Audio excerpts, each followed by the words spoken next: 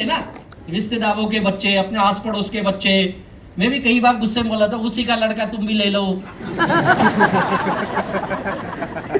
क्योंकि वो गुस्सा कुछ उस उम्र भी अलग होती हो, सच बताता हूँ, अलग ही हो, किसी का डर नहीं, भय नहीं। और अभी ये जो जंतर मंतर हुआ ना, देख के मुझे मैं पुराने दिन याद आ गया। मैं भी इसी था, पागल की तरह। किसी का डर नहीं होता इनको। और फिर कई बार मैं घर छोड़ के निकल गया, जाओ साले तुम्हारे घर पे नहीं बना है, बहुत किटकिट किटकिट, बहुत नाटक। मैं लिया है ना, मैं देगा ना, तुमको क्या करना है, तुम बहुत मुझे ज्ञान मत दिया करो।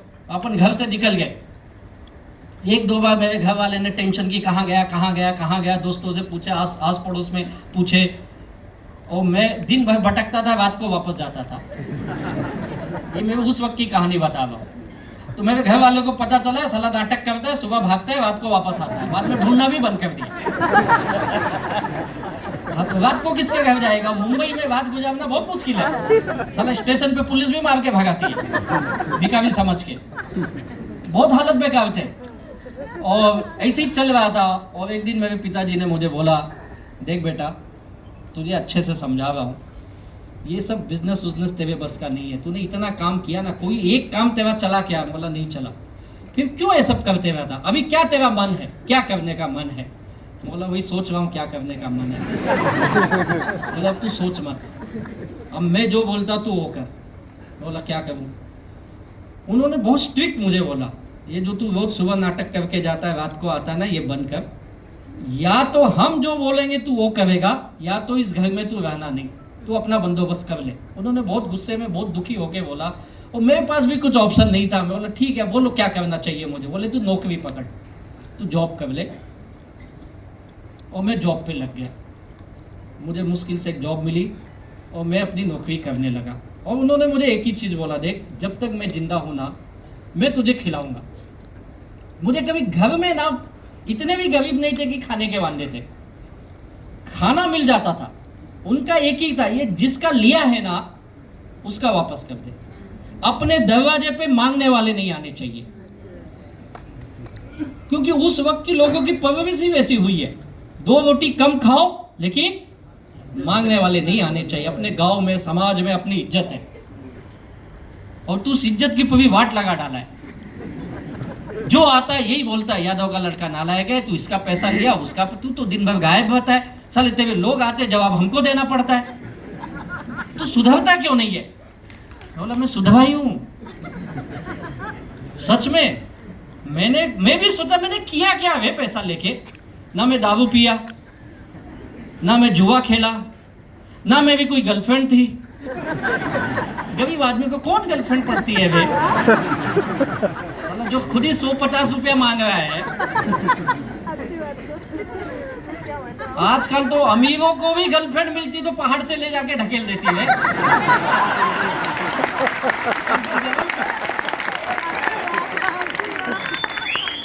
इनसे तो बच के रहना तुम लोग। तो मुझे समझ में नहीं आया मैं पैसा गया कहाँ। बस यही, इसका टोपी उसका करने के चक्कर में साला 4 गुना बढ़ा दिया, 3-4 गुना। और फिर मैं नौकरी करने लगा। पैसे की सख्त जरूरत थी, अपनी नौकरी चल रही थी। मैं ये बताऊं मैं कैसे इस बिजनेस में आया, मेरा वाई क्या था, वो मैं आपको बताने की कोशिश कर रहा हूँ। और उसी वक्त मुझे मेरे एक दोस्त वो लेके आए। उनको पता था मैं कर्जे में डूबा हूँ, और उन्होंने मुझे बताया कि तेरे लिए एक बिजनेस है। और जब वो आए तो मैं घर पे था नहीं, बड़ी लंबी कहानी शॉर्टकट में आपको बताता हूँ। फिर मैं बाद में उनको मिला और उन्होंने मुझे ये बिजनेस समझाया। और मैंने पता है क्या, पैसे की सख्त ज़रूरत थी, लेकिन मैं समझने को तैयार नहीं था कि ये माई लाइफस्टाइल से मेरी ज़िंदगी बदल सकती है। मैंने बोला सर, आपकी कंपनी अच्छी हो सकती है, सब कुछ अच्छा हो सकता है, लेकिन मुझसे नहीं होगा। बोले तुम ऐसा क्यों सोचते हो? मैं बोला सर मैं ही नहीं सोचता हूँ, मेरे दोस्त, रिश्तेदार, मेरे घर के लोग, मेरे आस पड़ोस के लोग सब यही सोचते हैं कि ये बिजनेस नहीं कर सकता है। और मेरे दोस्तों ने तो डिक्लेयर कर दिया था, तू कभी धंधे में पड़ना मत, धंधा तेरे लिए नहीं है, तेरे नसीब में बिजनेस नहीं है, तू बहुत पनौती आदमी है। पनौती समझते हो आप? Bad luck. तू जो काम करता है वो साला बंद हो जाता है। मैंने उनको समझाने की कोशिश की, बाद में जब वो मेरे पीछे बहुत पड़े कवले राजेश, तो बोला सर मैं पनौती हूँ, तुम्हारी कंपनी बहुत अच्छी हो सकती है, मेरे आने से कहीं तेवाई ना बंद हो जाए।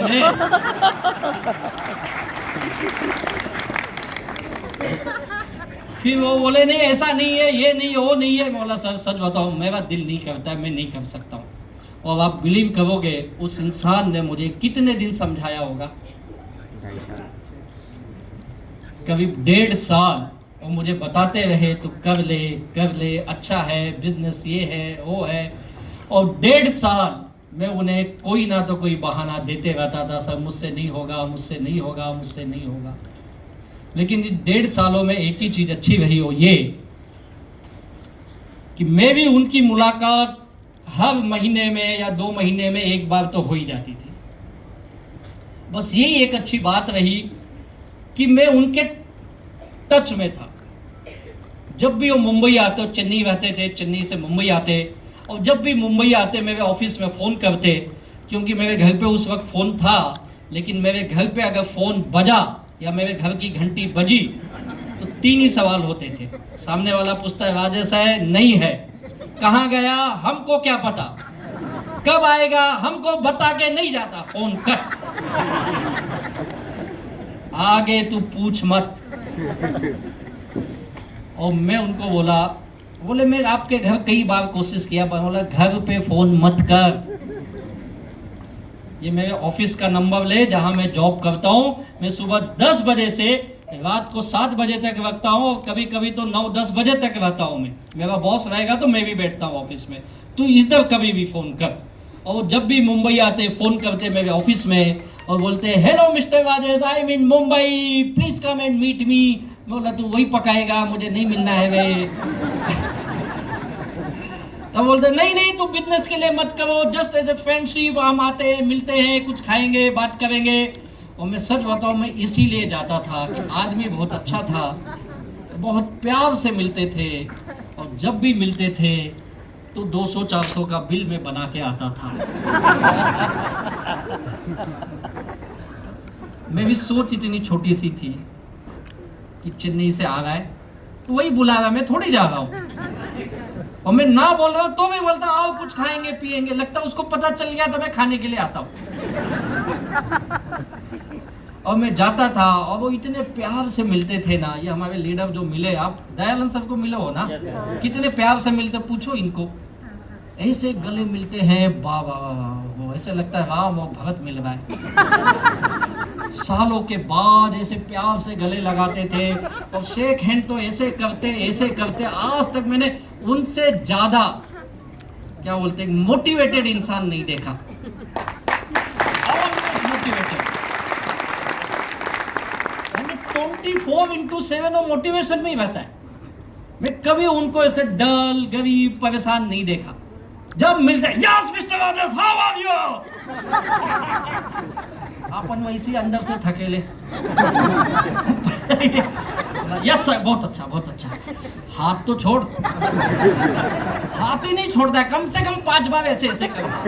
कभी होंगे आप लोगों के साथ में, और फिर गले मिलेंगे। और ऐसा गले मिलता है, मुझे लगता है मोदी जी भी इसी से सीखे थे।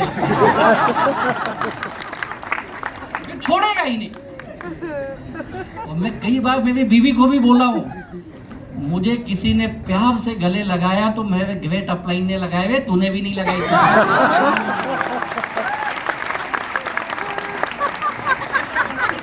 और उनकी उस अदा पे मैं फिदा था। मैं जाता था, मस्त मिलते थे, और वो जो इज्जत बख्शते थे ना, जिंदगी में मुझे इज्जत कभी मिली नहीं रे। घर में माँ बाप बोलते नालायक है, जब घर में जाओ तो किटकिट झगड़े टेंशन ये वो। यही एक आदमी है जो इतने प्यार से बोलता है, बिठाता है, बात करता है, क्योंकि उसको मैं पिछली इतिहास पता नहीं था। और वो मुझे बार बार समझाते थे, do know my business is that, ये वो ऐसा वैसा। और मैं भी कई बार उनसे हंसी मजाक में बोलता था। बाद में 4-6 महीने के बाद दोस्ती हो जाती ना अपनी, तो दोस्ती हो गई। और उनकी खासियत ये थी, चेन्नई साथ, उसको हिंदी नहीं आती थी और वो इंग्लिश ही बात करता था। और फिर मैं कई बार मजाक में पूछता था, सर एक चीज़ बताऊं आपको बुरा ना लगे। बोले हाँ पूछो ना। बोला आपका काम तमिलनाडु में चलता है कि नहीं चलता ये बता। बोले चलता है, क्यों तुमको ऐसा लगता है? बोला तू यहाँ आता है, एक एक आदमी को पकड़ता है, फिर गोल गोल बनाता है, फिर 2 घंटा उसका दिमाग खाता है, ये काम तू वहां भी कर सकता है ना वे। मेरे मन में ये था कि इसकी कंपनी वंपनी कुछ उधर है ही नहीं, और ये मुंबई में आके लोगों को बेवकूफ़ बनाता है। और हमारे लोग को इंग्लिश बोला तो जल्दी इंप्रेस होते थे, बहुत बहुत ज्ञानी आदमी है, बहुत अच्छा बात करता है, भले उसको नहीं समझ आवे इंग्लिश। बोला देख अगर तू गड़बड़ किया तो अच्छा आदमी, 4-6 महीने से खा पी के तेरा क्या बोलता हो, नमक हलाली नहीं करना है मुझे, नमक हरामी नहीं करना, सॉरी, तू अच्छा आदमी लगता है, ये बेवकूफ़ मत बना लोगों को। अगर तेरी कंपनी भागी तो मुंबई के लोग चेन्नई में ढूंढ के तुझे मारेंगे, याद रख, ये सब काम मत कर। क्यों मुझे बहुत समझाते, नहीं अच्छा है, ये है वो है, मैं सुनने को तैयार नहीं था। पैसे की बहुत ज़रूरत थी मुझे, नौकरी कर रहा था, मैंने कभी घर में ना 10 रुपए की सब्जी भी नहीं खरीद के दी, और ना मेरे घर वाले ने मुझसे मांगा कभी, उनको पता नालायक है, लोगों का देवे वही बहुत है। तो मेरी जो भी सैलरी आती थी ना, मैं लोगों का देता था, बस यही काम था मेरा। मैंने कभी अपने ऊपर भी कोई खर्च नहीं किया, कोई सोच नहीं थी, कोई विजन नहीं था, कोई ड्रीम नहीं था। मैं दुनिया का परेशान दुखी इंसान बन के घूम रहा था, अपने ऑफिस घर यही चल रहा था। और ये आदमी उस वक्त मुझे मिला, और मेरे एक दोस्त है मिस्टर पिल्ले, उनके माध्यम से मुझे मिले थे। अब आपको पता आज मिस्टर पिल्ले कहाँ है? मिस्टर पिल्ले इस बिजनेस में नहीं है, वो केनिया में है इस वक्त। वो रिलायंस में जॉब करते थे, रिलायंस से वेयरहाउस लेके केनिया चले गया। अभी लॉकडाउन के बाद 2022 में हस्बैंड वाइफ दोनों मेरे घर आए थे, और उन्होंने मुझे देखा, मेरी लाइफस्टाइल। उस समय को मेरे फाइनेंसर थे, साला 5% से पैसा देता था उस वक्त, उसको पता था, मैं भी पुराने दिन अच्छे से जानता था मुझे।